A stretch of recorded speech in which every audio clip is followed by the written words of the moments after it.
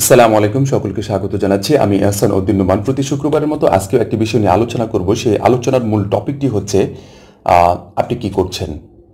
এই প্রশ্নটা যদি আমি নিজেকে করি তাহলে আমি বলবো যে আমি বিভিন্নভাবে বিভিন্ন কাজগুলো করে যাচ্ছি সামনের দিকে ভালোভাবে এগিয়ে যাওয়ার জন্য, হয়তো বা এসেট্রা এসেট্রা এই ধরনের কিছু একটা বলতে পারি। এখন আমি যদি আপনাকে প্রশ্ন করি আপনি কি করছেন, আপনি হয়তো বা বলবেন আমি এখন বসে বসে কাজ করছি, আপনি হয়তো বা খাচ্ছি, হয়তো বা আমি কোথাও বেড়াতে যাচ্ছি, হয়তো বা আমি কম্পিউটার চালাচ্ছি, এসেট্রা এসেট্রা এই ধরনের কোনো একটা প্রশ্ন আসতে পারে। কিন্তু কি করছেন বলতে আমি এই বিষয়গুলো কোনোটাই বোঝাতে চাচ্ছি না। আমি বোঝাতে চাচ্ছি যে আসলে আপনি যে কাজটুকু করছেন সেটা কতটা প্রোডাক্টিভ, কি করছেন, ঠিক আছে, আমি এই বিষয়টাকে বোঝাতে চাচ্ছি। আপনি যে সময়টুকুকে আপনার যে কাজের পিছনে আপনি স্পেন্ড করছেন, আপনি ব্যয় করছেন, সেটা কতটুকু কাজে লাগছে, আপনার কতটুকু প্রোডাক্টিভ হয়ে সামনের দিকে এগিয়ে যাচ্ছে, এই বিষয়টা আপনার কাছ থেকে আমি জানতে চাচ্ছি। আপনি হয়তো বা একটু ফেসবুকে বসে আপনি একটি পোস্ট করেছেন, হয়তো বা কাউকে সমালোচনা করে, হয়তো বা কোনো একটি তথ্যের উপর ভিত্তি করে আপনি সুন্দর করে একটি পোস্ট লিখেছেন। সে পোস্টের কী ধরনের কমেন্টস আসছে, কী ধরনের লাইক আসছে, কী ধরনের রিয়্যাক্টগুলো আসছে, সেগুলো দেখার জন্য আপনি উদ্গ্রীব হয়ে বসে আছেন। আদৌ কি সেটা আপনার জন্য প্রোডাক্টিভ? এটা আপনাকে ভাবতে হবে। আপনি হয়তো বা আমাকে নিয়ে সমালোচনা করছেন, হয়তো বা আমাকে নিয়ে সমালোচনা করবেন, হয়তো বা আমাকে নিয়ে সমালোচনা করেছেন, সেটা মাধ্যমে আপনার কি কোনো উপকারে এসেছে কিনা এটি একটি বিষয়।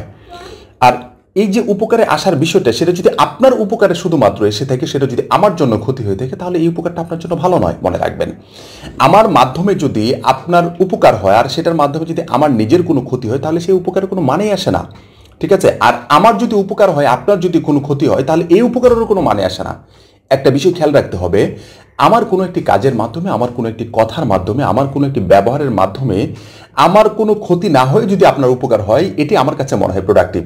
অতএব আজকে থেকেই আপনারা মনে করবেন যে নিজের কোনো ক্ষতি না করে অথবা অন্যের কোনো ক্ষতি না করে, নিজের কোনো ক্ষতি না করার পাশাপাশি অন্যের কোনো ক্ষতি না করার পাশাপাশি নিজে একটি কাজ কাউকে যদি উপহার দেন, নিজের একটি কোনো জিনিস যদি কাউকে যদি করিয়ে দেন, উপহার দেন, তাহলে সেই কাজটির মাধ্যমে যেন নিজের ক্ষতি না হয়ে অন্যের জন্য কোনো প্রকার ক্ষতি না হয়ে লাভ হয়, এই বিষয়টার প্রতি যদি একটু নজর দিতে পারেন, তাহলে আমার মনে হয় অনেক ভালো কিছু করতে পারবেন আশা করি ইনশাআল্লাহ।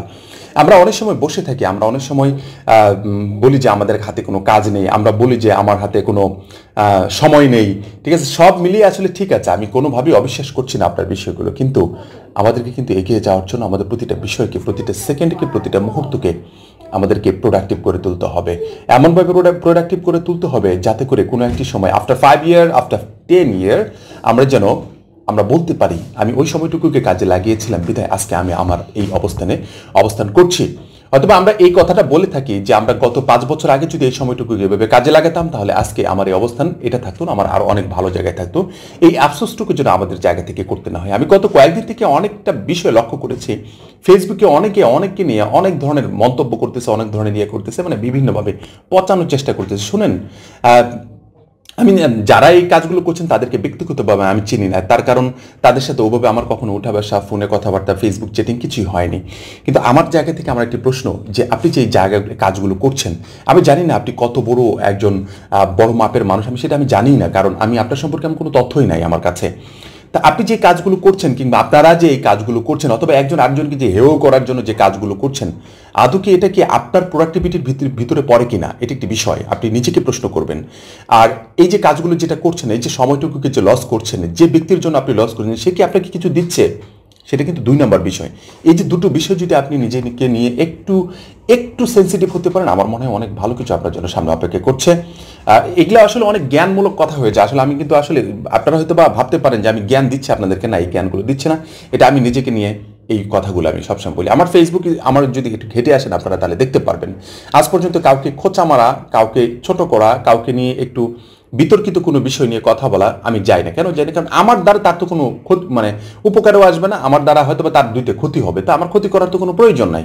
অতএব নিজের জায়গা থেকে চেষ্টা করবেন স্বচ্ছ থেকে কারো ক্ষতি না করে চলার জন্য, তাহলে দেখবেন পৃথিবীটা আপনার কাছে খুবই সুন্দর, খুবই ভালোভাবে চলছে। আশা করি বুঝতে পেরেছেন। আর সামনের দিন একটি ভিডিও দিব যে উপকার কতটা ক্ষতিকর, এই বিষয়টা নিয়ে একটি ভিডিও দিব, আশা করি বুঝতে পেরেছেন। এই চুপ বাবা, চুপ চুপ করো। আমার ছেলে ভিডিও বানানোর সময় বসে আছে পাশে এসে, ওরে বাবা, ওরে বাবা, ওরে বাবা, বাবা তোমার এরকম আছে। রাইট। সবাইকে বলো আসসালামু আলাইকুম। বলো, সালাম দাও এখানে। সালাম।